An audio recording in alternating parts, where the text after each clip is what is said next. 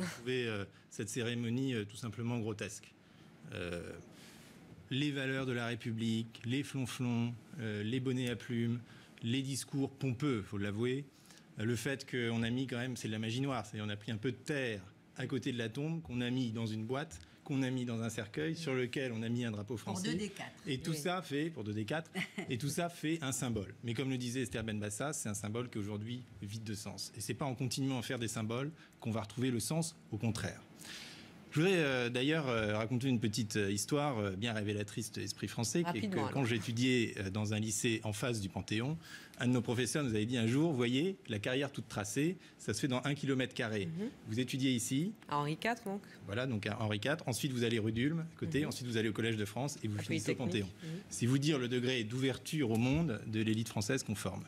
Et il y a quelque chose, et il y a quelque chose, et il y a quelque chose de pire. Vous l'avez fait ce parcours? Eh ben non, moi j'en suis justement sorti. J'en suis sorti. Mais il y a quelque chose de pire dans cette idée même de panthéoniser des gens. Et je trouve ça aussi ridicule que la Légion d'honneur. C'est l'idée qu'un gouvernement ou un État... Mon Dieu, cacher cette Légion d'honneur que nous ne saurions voir. C'est l'idée qu'un gouvernement ou un État s'approprie les talents des individus pour en faire des symboles nationaux. D'ailleurs, on leur a jamais demandé.